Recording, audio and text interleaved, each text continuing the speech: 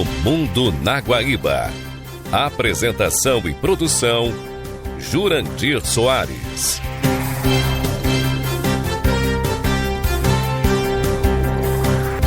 Boa noite. Estamos começando a reapresentação do programa O Mundo na Guaíba. 22 de março de 2026. Este programa tem o apoio de Cindy Lojas Porto Alegre, Padaria e Confeitaria Roma e Instituto Unimed RS. O futuro do varejo é agora. FBV 2026, de 20 a 22 de maio. Ingressos antecipados em feirabrasileiradovarejo.com.br. Cindy Lojas Porto Alegre. Padaria e Confeitaria Roma, Andrada 797. Do café da manhã ao lanche da noite, passando pelo almoço caseiro e uma variedade de doces e salgados. Tudo com melhor sabor, qualidade e esmero no preparo. Reservas e pedidos pelo telefone 51 99391 4421. Padaria e Confeitaria Roma, na Andradas 797. Há 18 anos, o Instituto Unimed RS transforma realidades, promovendo projetos sociais em todo o estado. Saúde, educação, cultura e sustentabilidade são os pilares deste trabalho. E você também pode fazer parte dessa mudança. Destine uma parte do seu imposto de renda e ajude a continuar esta missão. institutounimed.org.br. No programa de hoje, vamos falar sobre os efeitos do bloqueio no Estreito de Hormuz. Cuba, que entra em situação de colapso. Os conflitos de fronteira na América do Sul. A Venezuela avança nas reformas determinadas por Trump. O que foi o poderoso Império Persa? E os avanços na guerra do Oriente Médio e os prejuízos para o mundo.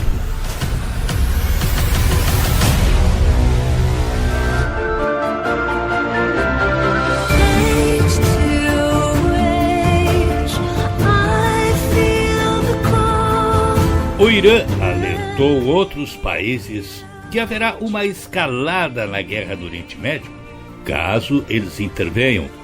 O alerta ocorre após um apelo do presidente dos Estados Unidos, Donald Trump, por cooperação internacional para garantir a segurança no Estreito de Hormuz. Os preços do petróleo dispararam devido ao bloqueio imposto pelo Irã na passagem, uma via navegável por onde escoa quase 1/5 das exportações globais de hidrocarbonetos.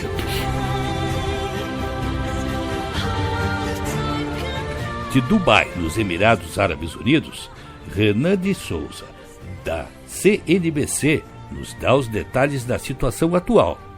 A gente pode dizer que o presidente Donald Trump, nesse momento, ele basicamente atirou para tudo enquanto é lado, né? Atirou para todos os aliados, pedindo claramente ajuda. Então ele fez esse apelo ao Reino Unido, à França, ao Japão, Coreia do Sul, Austrália e também à China. Mas até agora ele não conseguiu nenhum tipo de ajuda, ninguém quis se comprometer com esse plano do presidente Donald Trump de mandar uma formação, né, de navios de países aliados para a região do Golfo para tentar liberar o Estreito de Hormuz. Pelo contrário, a gente tem visto respostas extremamente negativas, né?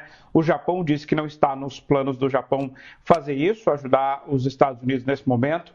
A Austrália disse claramente não para o presidente Donald Trump. E aí, mais cedo, o primeiro-ministro britânico Keir Starmer realizou uma coletiva de imprensa. E nessa coletiva de imprensa ele deixou claro a necessidade de se reabrir o Estreito de Hormuz, disse que estava conversando com aliados, mas também não quis se comprometer com o envio de navios para a região com esse objetivo claro. Agora, Talvez a resposta mais clara ou não mais direta que a gente ouviu até agora foi do ministro da Defesa da Alemanha, que disse não, essa não é a nossa guerra. O presidente Donald Trump fez um apelo para os países da OTAN, a aliança militar do Ocidente, para que a OTAN ajude, e fez ali meio que em tom de ameaça, dizendo que a situação vai ficar muito ruim para a OTAN no futuro, caso a OTAN não ajude a reabrir o estreito. Na verdade, o que acontece, essa é uma consequência de políticas do presidente Donald Trump. Ele, durante muito tempo, ele tem deixado bem claro que os Estados Unidos não estariam ao lado, né, dos aliados históricos europeus. Aí a gente teve o caso de tarifas, a gente teve o caso da Groenlândia, e agora o presidente Donald Trump quer uma ajuda dos europeus para resolver esse problemão que é o fechamento do Estreito de Hormuz. E os europeus não estão interessados em ajudar. E nesse sentido, como o presidente Donald Trump quer. Isso porque Trump é extremamente impopular na Europa, isso tem um custo político para os países que decidirem fazer esse tipo de aliança, né? Quando a gente vê até Giorgia Meloni, que é uma aliada do presidente Donald Trump, dizendo não, a Espanha também dizendo não para essa iniciativa, né? Então, obviamente, tem um custo político alto dentro do continente, mas o presidente Donald Trump agora que precisa deles, obviamente, eles não estão dispostos a ajudar devido ao que aconteceu recentemente. E a gente percebe que o presidente Donald Trump está no momento de desespero para resolver isso, é quando ele menciona a China, né? Já que a China tem uma relação muito próxima com o Irã e a China também não está disposta a ajudar. E aí o presidente Donald Trump deixou claro que, inclusive, ele pode talvez nem visitar Pequim, essa visita que aconteceria daqui a 2 semanas. A questão é, o Estreito de Hormuz permanece fechado, mais de 20 navios que passam por ali foram atacados desde quando esse conflito começou. Geralmente por mês a gente tem 3.000 navios passando pelo Estreito de Hormuz, isso não está acontecendo, e 1/5 do petróleo mundial passa por ali. Então há uma desestabilização no mercado e aí o presidente Donald Trump precisa de uma solução quase que global para tentar resolver essa situação que ele não conseguiu. Ele começou essa guerra com Israel sem consultar os aliados e agora está pedindo ajuda para os aliados para tentar remediar essa situação. Por enquanto, sem sucesso. Na diplomacia, alguns países ficaram em silêncio, né? E o silêncio na diplomacia, a gente sabe que é quase, basicamente, dizer não a um outro país.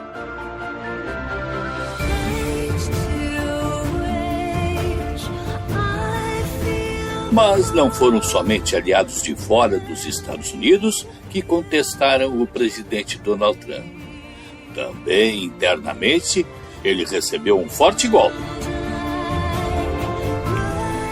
Joe Kent, um dos principais funcionários do combate ao terrorismo dos Estados Unidos, renunciou nesta terça-feira, citando sua oposição à guerra no Irã e o que ele disse ser a influência de Israel sobre as políticas do governo Donald Trump. Não posso, de sã consciência, apoiar a guerra em andamento no Irã, escreveu Kent, diretor do Centro Nacional de Contra-Terrorismo, em uma publicação nas redes sociais. O Irã não representava nenhuma ameaça iminente à nossa nação, e está claro que iniciamos esta guerra devido à pressão de Israel e de seu poderoso lobby americano. A publicação de Kent incluía uma carta de renúncia endereçada ao presidente Trump, na qual ele argumentava que autoridades israelenses arrastaram os Estados Unidos para o conflito com o Irã. A guerra do Oriente Médio voltará a ser assunto do último bloco do programa.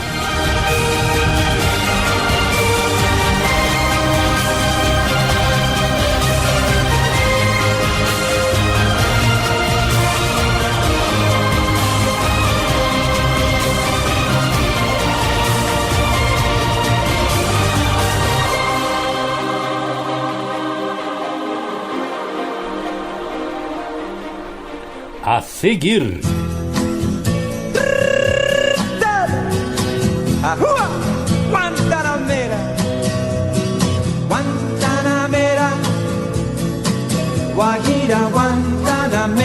Cuba está em situação de colapso.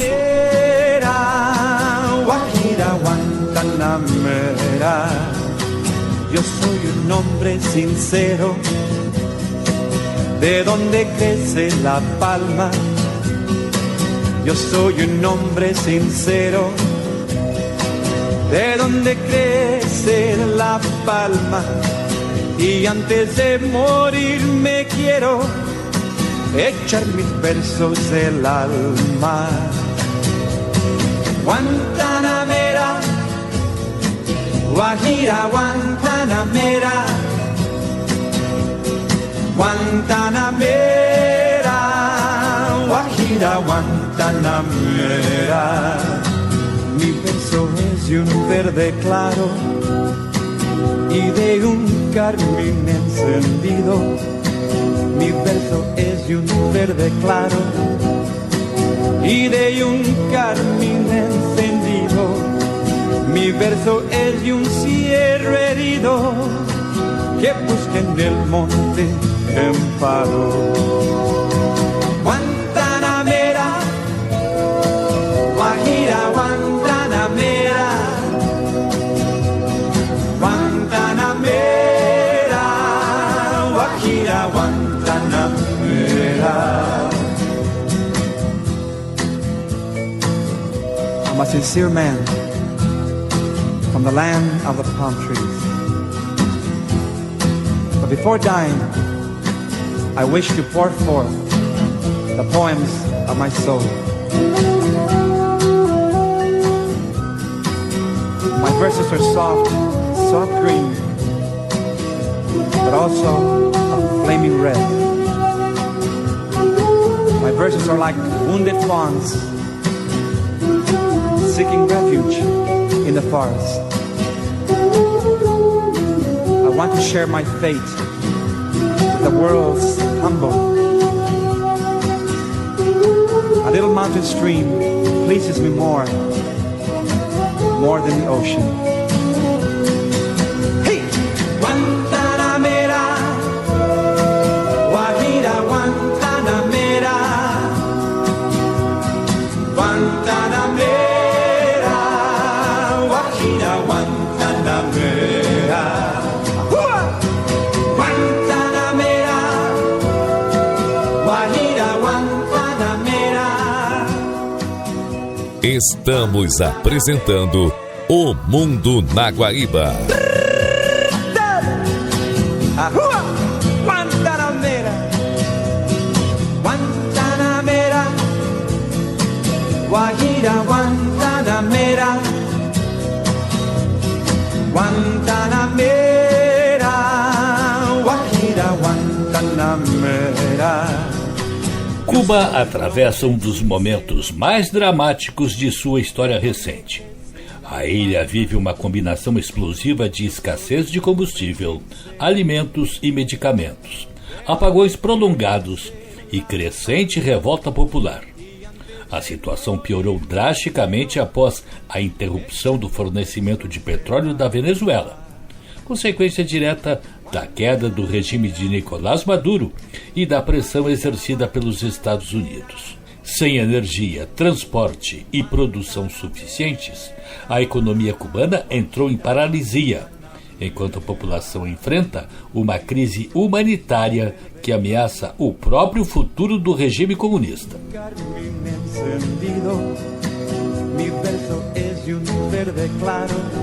A crise que hoje sufoca a ilha não surgiu de repente. Ela remonta à década de 1990, quando a dissolução da União Soviética retirou de Cuba seu principal sustentáculo econômico.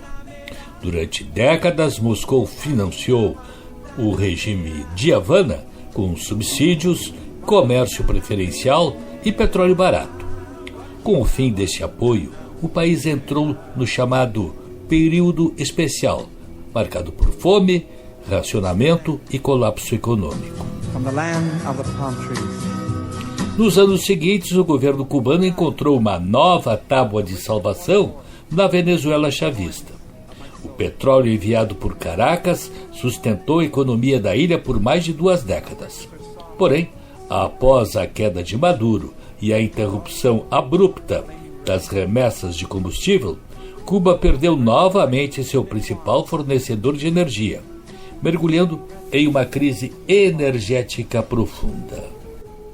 Cuba enfrenta um novo apagão total nesta segunda-feira. Cerca de 10 milhões de pessoas estão sem energia após o colapso do sistema elétrico do país. O anúncio foi feito pela Companhia Elétrica Nacional nas redes sociais. Segundo as autoridades, a interrupção aconteceu por volta das 4 da tarde, no horário local. A União Elétrica Cubana informou que os protocolos para restabelecer o fornecimento de energia já foram iniciados. O apagão acontece em meio à crise de desabastecimento de petróleo enfrentada pelo país. Segundo o governo cubano, o problema está relacionado ao bloqueio de petróleo imposto pelos Estados Unidos. A falta de combustível tem afetado o funcionamento das usinas de energia e também do sistema de transporte na ilha. Nos últimos meses, o governo tem adotado apagões programados e restrito parte dos serviços públicos. No domingo, o presidente dos Estados Unidos, Donald Trump, afirmou que o país pode fechar um acordo com Cuba em breve ou adotar outras medidas. Segundo ele, as negociações estão em andamento, mas o governo americano prioriza, no momento, a situação do Irã. Mesmo com os contatos recentes, os dois países ainda têm divergências sobre possíveis acordos.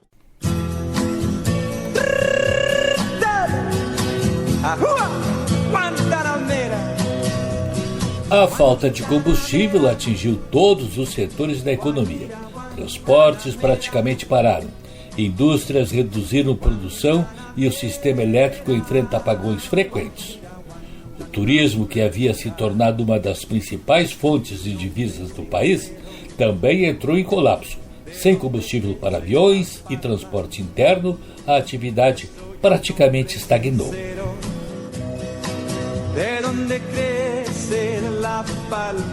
No cotidiano da população, o impacto é brutal. Falta comida nos mercados, medicamentos nas farmácias e dinheiro em circulação.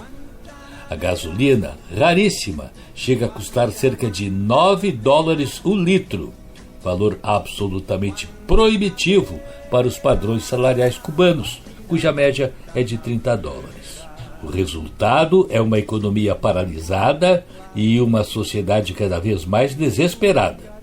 Só para se ter uma ideia, o maior ingresso de dinheiro no país é proveniente dos cubanos que vivem fora e mandam para seus parentes na ilha.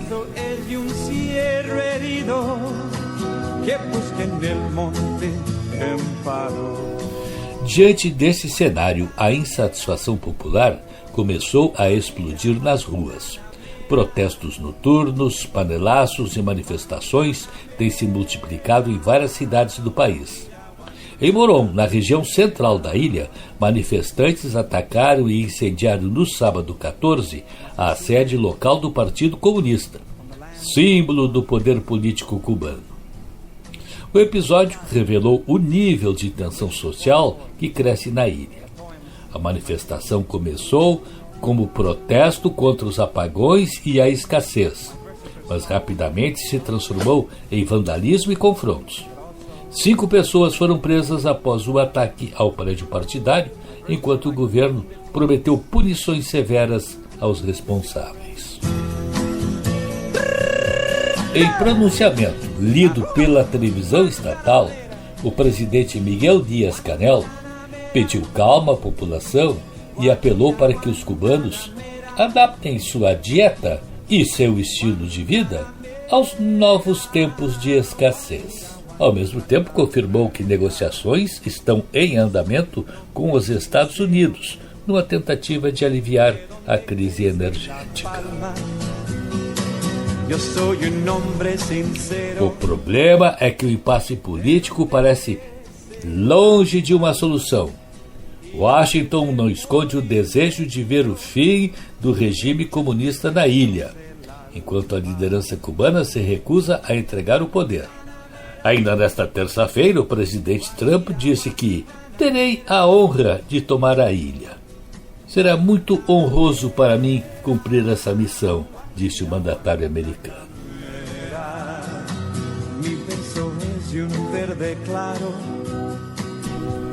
Fato é que, com a economia à beira do colapso e a população cada vez mais revoltada, o futuro de Cuba tornou-se uma incógnita. O que acontecerá a seguir dependerá da capacidade do governo de resistir à pressão externa e, sobretudo, à crescente impaciência de seu próprio povo. E dependerá também da possibilidade de Donald Trump encontrar dentro de Cuba uma Delcy Rodrigues. Guajira Guantanamera, Guantanamera, Guajira Guantanamera, Guantanamera, Guajira Guantanamera, Guantanamera. A seguir. Vamos caminando, vamos avanzando, el sol de un día nuevo nos va iluminando. Rostros desconocidos, un dolor no merecido, llevamos una luz que apagar. Os conflitos de fronteira na América do Sul. Rostro de mi gente, rostros sencillos, y juntos decimos ante nadie me humillo. Nada nos detiene, ninguna presión, a nada le teme esta gran nación. Vendrán terremotos, corruptos y mafiosos, hombres o mujeres, ya no hay ni gozos. Se mata la gente, pero no las almas. Mi patria no cae, tropieza o se resbala. pone de pie, se limpia la cara. Mi patria no cae, pero no las almas. tropieza o resbala. Tropieza o Se resbala. pone de pie, se limpia la cara. Se mata la gente, pero no las mi almas. patria no cae. Tropieza o Se resbala. pone de pie, se limpia la cara. Mi patria no cae, pero no las almas. tropieza o resbala. Tropieza o Se resbala. pone de pie, se limpia la cara. Frente a la oscuridad inclemente de criminales mentes, se levantó mi gente y se limpió la cara. Aunque mi rostro es de barrio, de techo de lata, mi alma y mi esencia no la compras con plata. Una nación completamente maniatada entre narcotráfico y corrupción, mi bandera secuestrada. Una patria como la mía tropieza o resbala, pero se pone de pie y se limpia la cara. Aunque tú seas el patrón, apunta bien tus armas, no sé que por justicia te toque la última bala. Mucha plata repartiste por los barrios, convertiste a mis hermanos en sicarios. Que esta historia no se borre de tu mente, en honor a nuestros muertos que cayeron vilmente.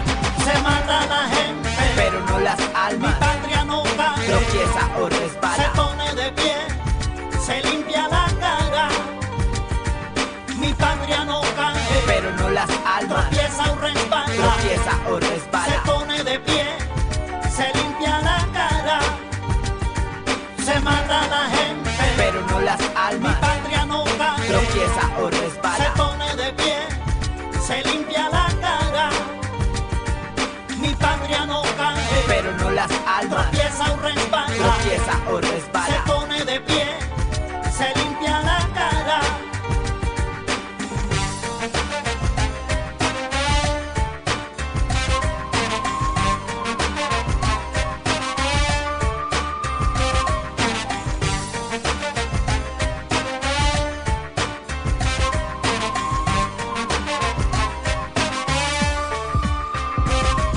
Se mata la gente, pero no las mi almas. patria no cae. Tropieza o Se resbala. pone de pie, se limpia la cara. Mi patria no cae, pero no las almas. tropieza o resbala. Tropieza o Se resbala. pone de pie, se limpia la cara. Se mata la gente, Contar esta mi historia patria no cae. una y mil veces. Se pone de pie, se limpia la cara. No la borres de tu mente. Mi patria no cae, Por nuestros muertos tropieza o que resbala. cayeron vilmente. Se pone de pie, se limpia la cara. ¡Nunca más!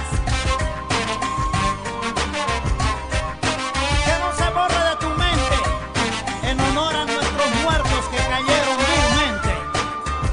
Estamos apresentando O Mundo na Vamos Guaíba. caminando, vamos vamos avanzando. El sol de un día nuevo nos va iluminando. Rostros desconocidos, un dolor no merecido. Llevamos una luz que apagar nadie ha podido.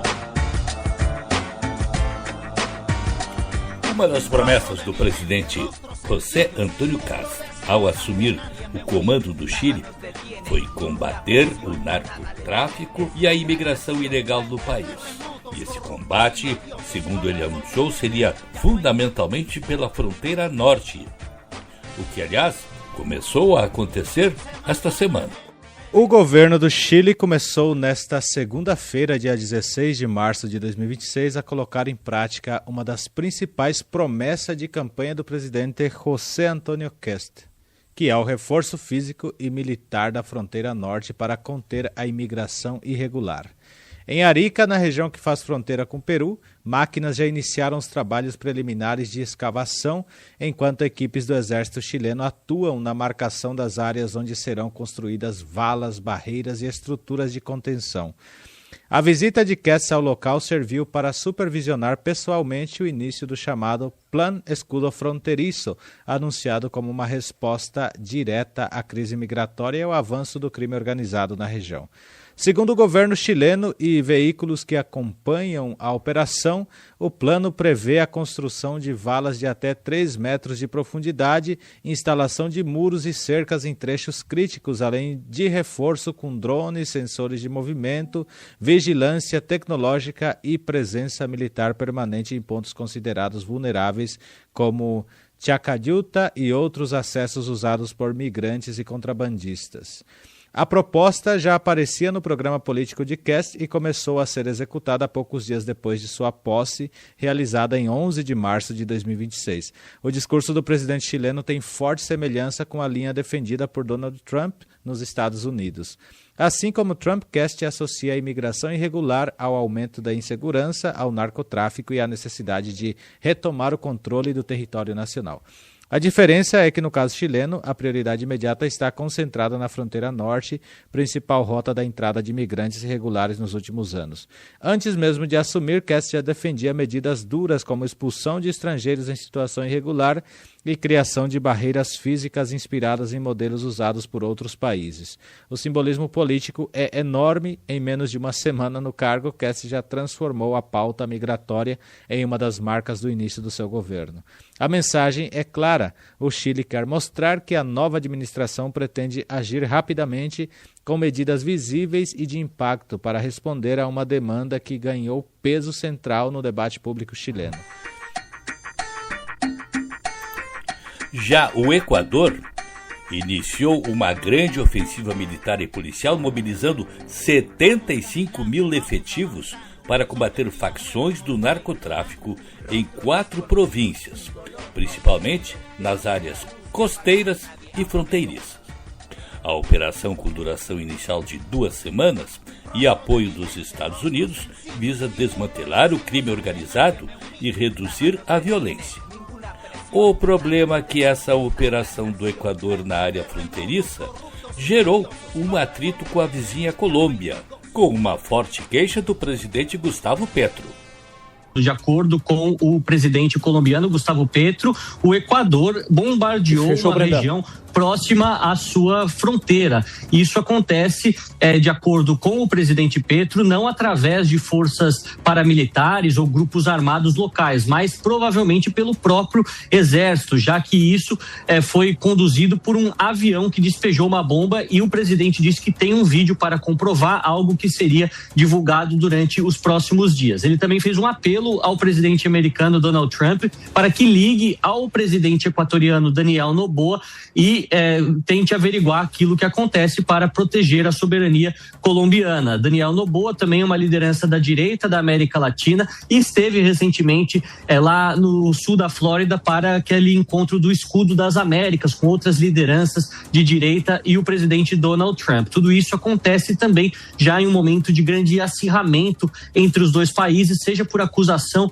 de conivência com o narcoterrorismo. A Colômbia e o Equador, dois países que têm sofrido muito com essa questão da violência urbana também por conta do tráfico de drogas e de uma guerra tarifária, já que o Equador aplicou tarifas sobre a Colômbia por argumentar que o presidente Petro não faz o suficiente para combater o narcotráfico internamente, que acaba também respingando no seu próprio território, e a Colômbia respondeu também com as mesmas tarifas recíprocas. Portanto, a gente vê um conflito ideológico, também econômico, e agora parece que toma um caráter já mais militarizado com esse bombardeio que, por enquanto, não temos uma confirmação de órgãos independentes e nem mesmo um comentário oficial dos equatorianos, algo para a gente observar, já que a Colômbia é um país vizinho ao Brasil. O ministro do Interior equatoriano, John Heinberg, afirmou que as ações se desenvolvem no território do Equador e fazem parte de operações em larga escala contra a mineração ilegal, o crime organizado e cartéis de drogas.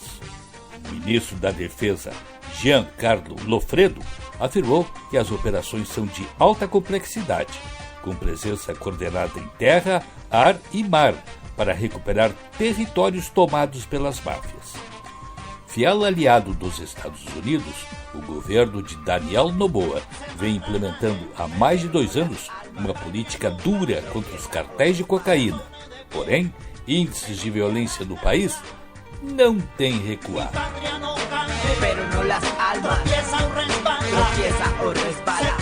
A operação anunciada pelo governo equatoriano no domingo é a primeira após o país aderir à Coalizão das Américas de Combate aos Cartéis, criada pelos Estados Unidos para combater o narcotráfico no hemisfério ocidental.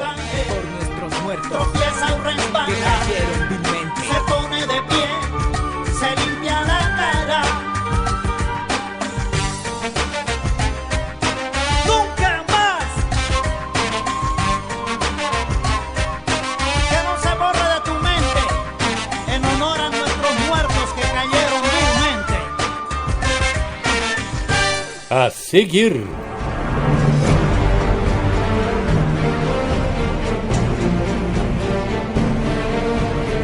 Venezuela avança nas medidas que interessam a Trump.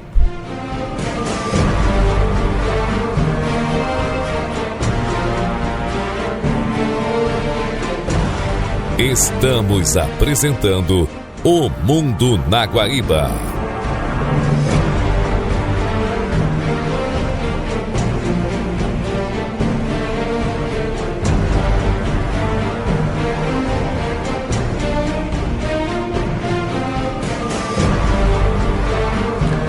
As ações do presidente Trump parecem estarem ganhando força na Venezuela. Nesta quarta-feira, a líder interina do país, Delcy Rodrigues, destituiu o poderoso ministro da Defesa Vladimir Padrino, que esteve à frente das Forças Armadas chavistas durante mais de uma década. Delcy assumiu funções temporárias após a queda do ditador Nicolás Maduro em uma operação militar dos Estados Unidos em 13 de janeiro. Os militares, pilar do chavismo, expressaram-lhe seu apoio irrestrito e absoluta lealdade na ausência do líder capturado.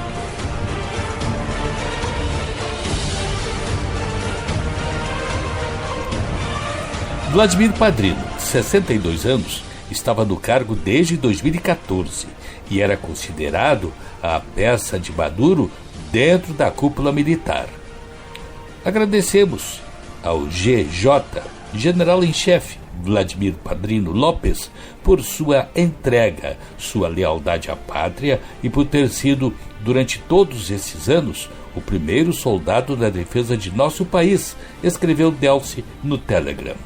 Estamos certos de que assumirá com o mesmo compromisso e honra as novas responsabilidades que lhe serão confiadas, acrescentou, sem detalhar quais seriam essas responsabilidades.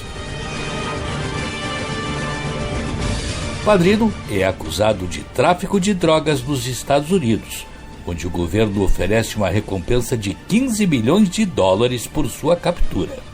Caracas já rejeitou alegações dos Estados Unidos de que altos funcionários se envolvem em atividades ilegais.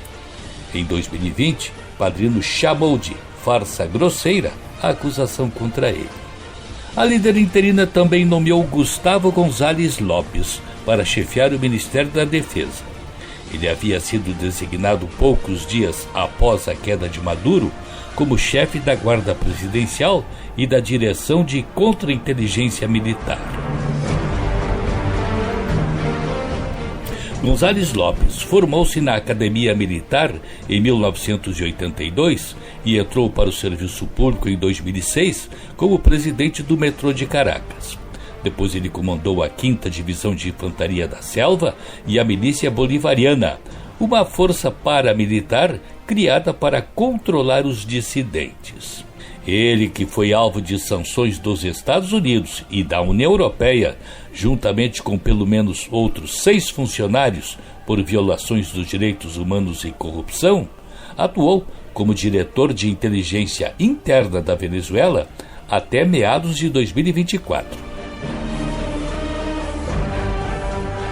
Posteriormente, naquele mesmo ano, começou a trabalhar com Delcy como chefe de assuntos estratégicos da estatal petrolífera PDVSA, cargo que ela anteriormente supervisionava como ministra da Energia.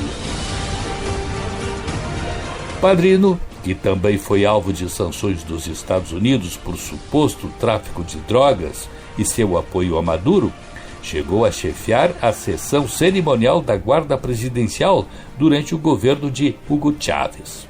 Mas sua ascensão foi meteórica sobre o regime de Maduro, que o nomeou ministro da Defesa no final de 2014.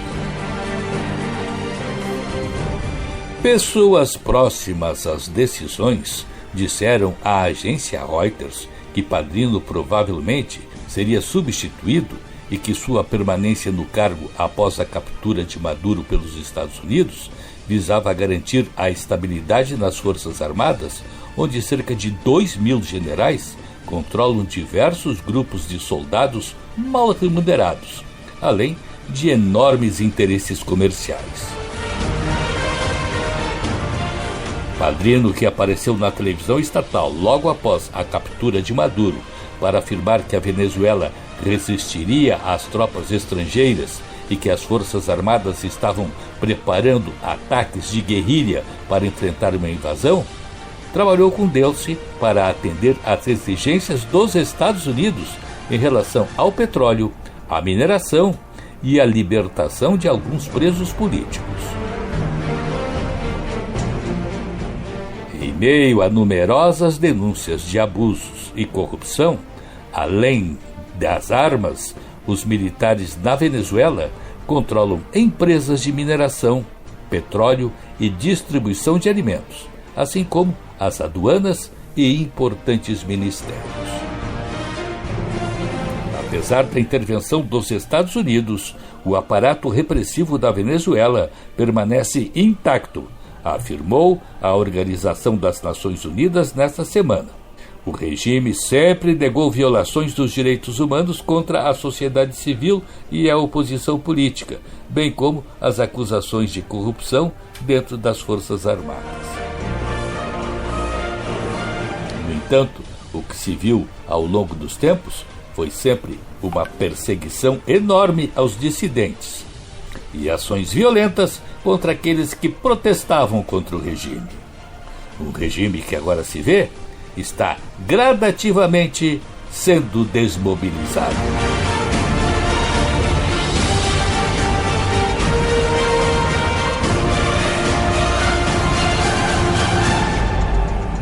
A seguir,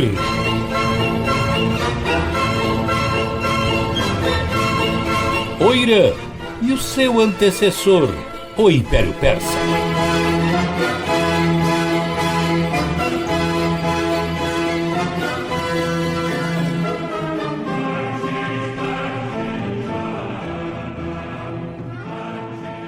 Estamos apresentando O Mundo na Guaíba.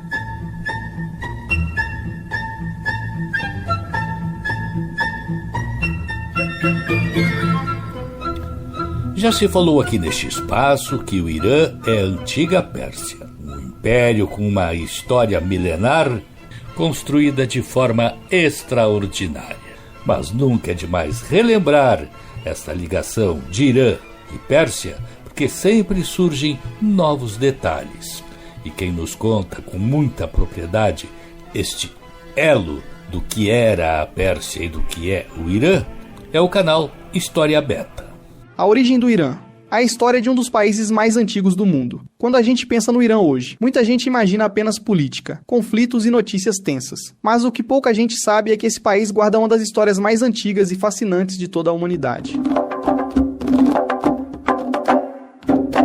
A terra onde hoje fica o Irã já foi o centro de um dos maiores impérios da história. E não estamos falando de um império qualquer. Estamos falando do lendário Império Persa. Um império tão poderoso que dominou grande parte do mundo conhecido por mais de 2.000 anos. Mas antes de tudo isso, precisamos voltar quase 3.000 anos no passado.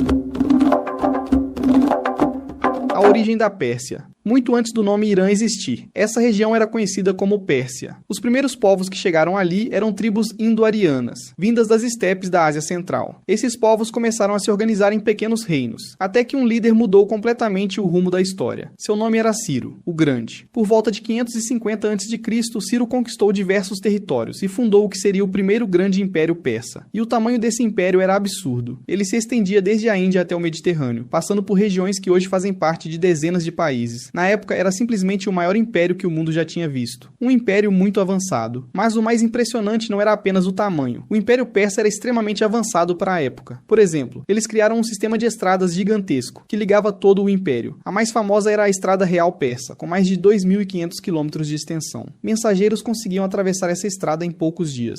Algo impressionante para aquele período. Outro ponto curioso. Os persas foram pioneiros em respeitar diferentes culturas e religiões. Enquanto outros impérios destruíam povos conquistados, os persas permitiam que eles mantivessem seus costumes. Isso ajudou muito a manter o império estável por séculos.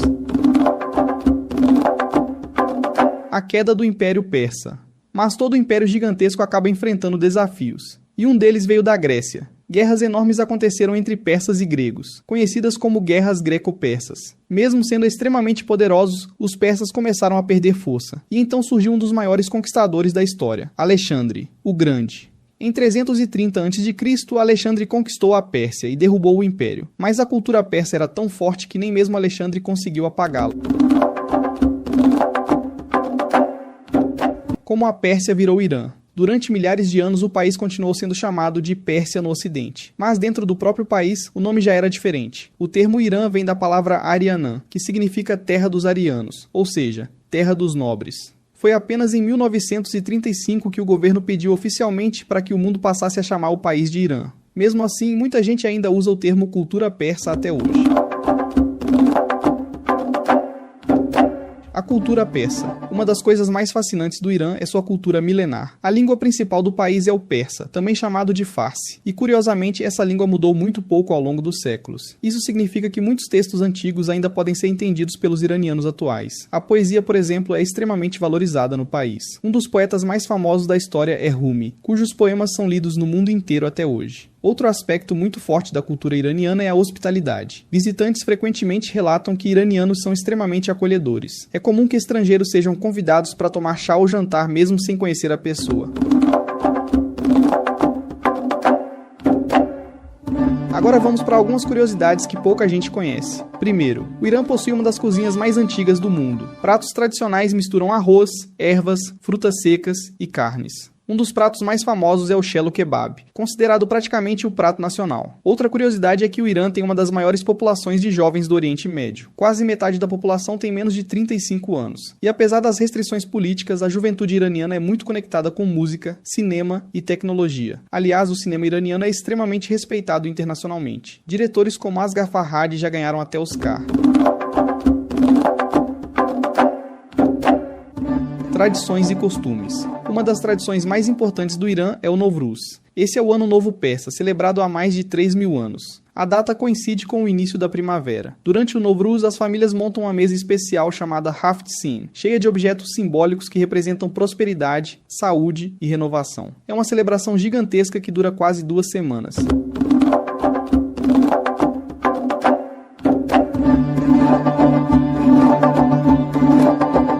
Um país cheio de história. O Irã também possui cidades com milhares de anos de existência. Uma delas é Persépolis, antiga capital do Império Persa. As ruínas gigantes ainda impressionam arqueólogos e turistas. Colunas enormes, esculturas detalhadas e palácios mostram o nível de sofisticação que aquele império tinha. É praticamente um museu a céu aberto da história da humanidade. Hoje, o Irã é um país com mais de 80 milhões de habitantes. Sua capital é Teherã, uma metrópole gigantesca cercada por montanhas. Apesar dos desafios políticos e econômicos, o país continua sendo um centro cultural importante. A cultura persa influenciou regiões enormes da Ásia e do Oriente Médio. Literatura, arte, arquitetura e ciência persa moldaram civilizações por séculos. Poucos países do mundo possuem uma história tão profunda quanto o Irã, de um império gigantesco que dominou continentes, até uma cultura milenar que ainda influencia milhões de pessoas. O Irã é muito mais do que as manchetes mostram. É uma terra de poesia, história, tradição e resistência cultural. E talvez a maior curiosidade de todas seja essa. Mesmo depois de mais de 2.500 anos de história, a identidade persa continua viva, algo que poucos povos na história conseguiram preservar. Assim é que este país, que já teve toda a sua grandiosidade e que hoje não deixa de ser uma expressão no Oriente Médio, se destaca muito mais pela repressão que faz a sua população, que desde 1979 está sob o domínio desse nefasto regime dos ayatolás.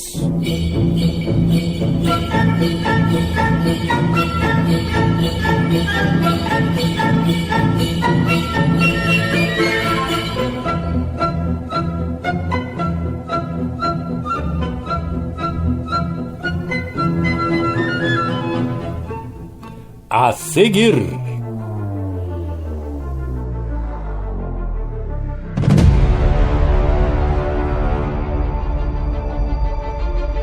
a guerra segue avançando enquanto Trump sofre tropeços. Estamos apresentando O Mundo na Guaíba.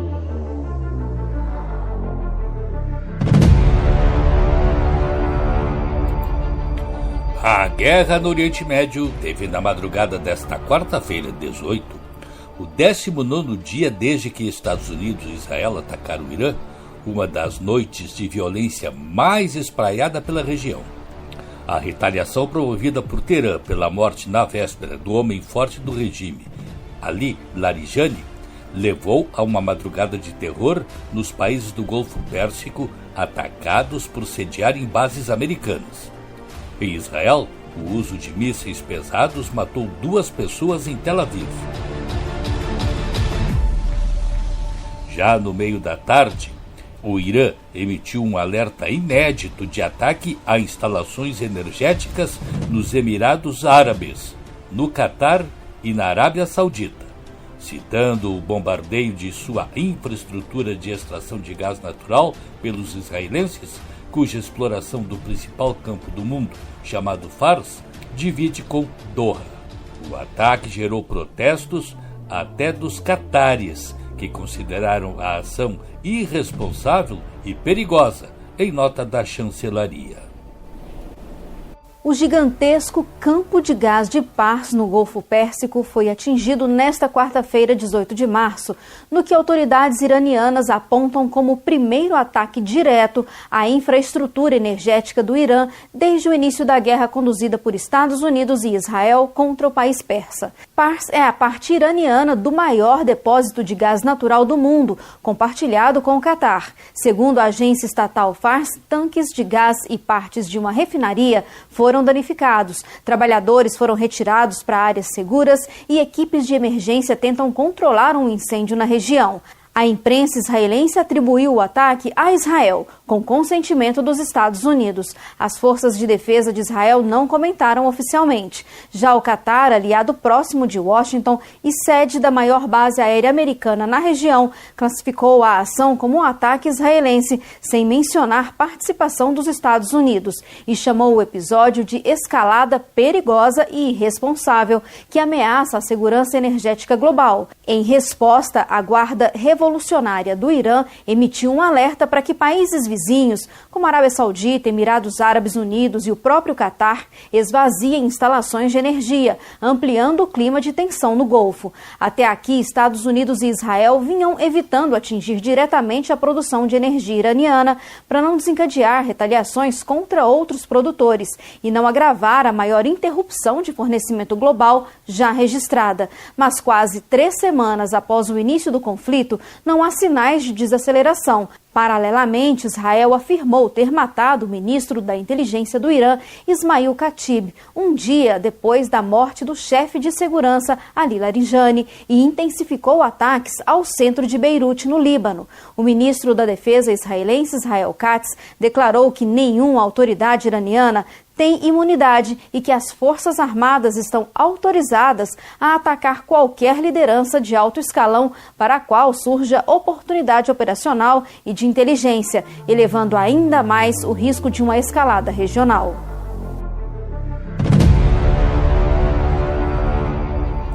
Na mão contrária, após os Estados Unidos atacarem bases de mísseis ao longo da costa do Golfo no Irã, Israel voltou a promover ataques pesados contra o país persa e posições do Hezbollah no Líbano.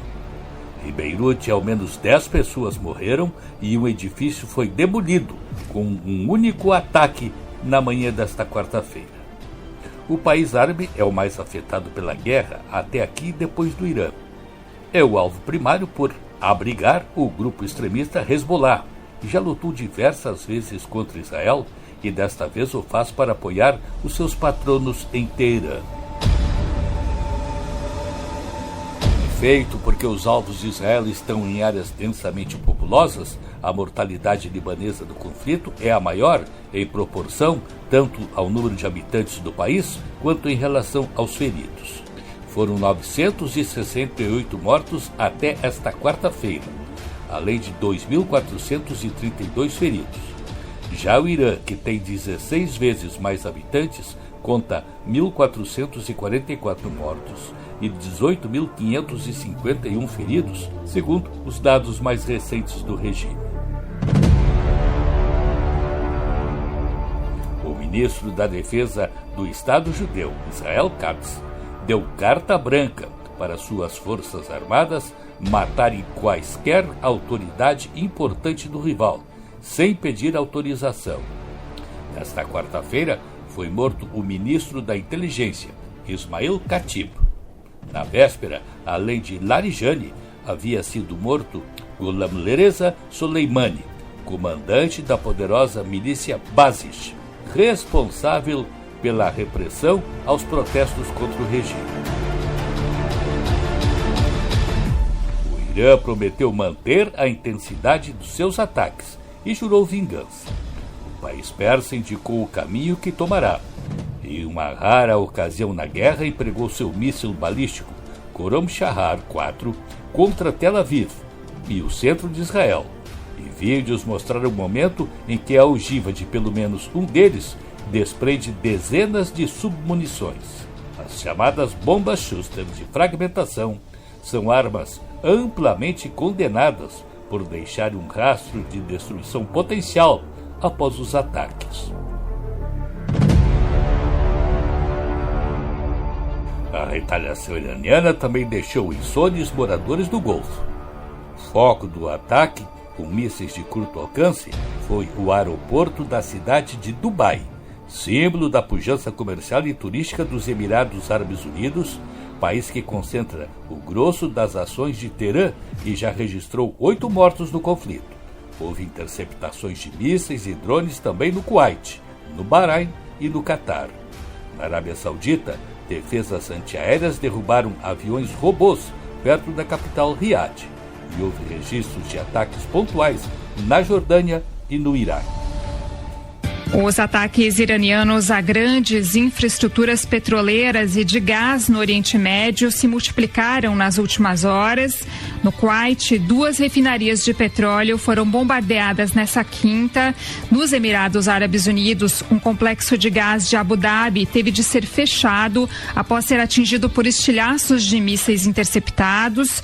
A empresa pública Qatar Energy anunciou nessa manhã estragos consideráveis após bombardeios sucessivos contra Ras Laffan, no norte do Catar, o maior polo de liquefação de gás do mundo. Teherã alega ter respondido aos ataques realizados por Israel na quarta contra o campo offshore Southpar, responsável por 70% do gás natural consumido no Irã e que é operado em conjunto com o Catar. O presidente americano Donald Trump declarou na última noite que os Estados Unidos não sabiam do ataque israelense e considerou que Israel se exaltou violentamente. O líder republicano garantiu que não haverá outros bombardeios israelenses desse tipo, a não ser que o Irã ataque o Catar. Nesse caso, Trump ameaça destruir a totalidade do campo de South Pars. Tanto que se vê é que dia a dia a guerra deflagrada por Israel e Estados Unidos contra o Irã só está aumentando.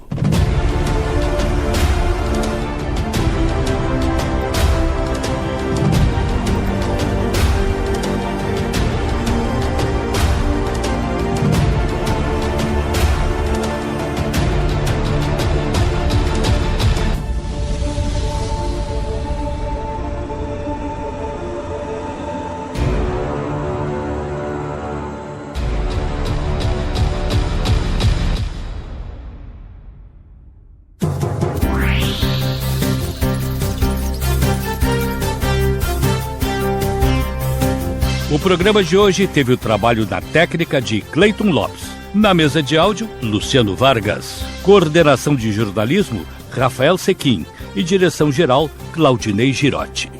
E o programa também teve as seguintes participações.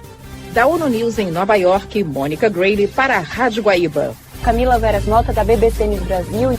Silvano Mendes, da Rádio França Internacional, especial para a Rádio Guaíba. Hoje, no mundo militar. Adriana Moisés, da Rádio França Internacional, em especial para a Rádio Guaíba. Thales, do canal Elementar, que fala sobre economia, negócios e empreendedorismo.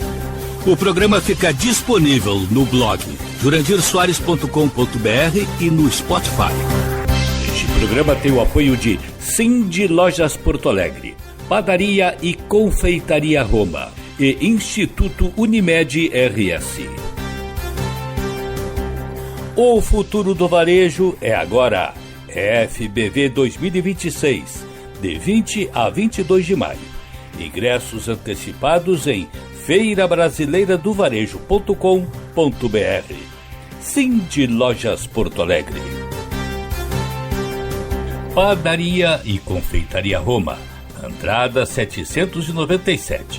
Do café da manhã ao lanche da noite, passando pelo almoço caseiro e uma variedade de doces e salgados. Tudo com melhor sabor, qualidade e esmero no preparo. Reservas e pedidos pelo telefone 51 99391 4421. Padaria e Confeitaria Roma, na Andradas 797. Há 18 anos, o Instituto Unimed RS transforma realidades, promovendo projetos sociais em todo o estado. Saúde, educação, cultura e sustentabilidade são os pilares deste trabalho. E você também pode fazer parte dessa mudança. Destine uma parte do seu imposto de renda e ajude a continuar esta missão. institutounimed.org.br. O Mundo na Guaíba volta no próximo sábado. Um bom fim de semana para todos. Você ouviu O Mundo na Guaíba. Apresentação e produção, Jurandir Soares.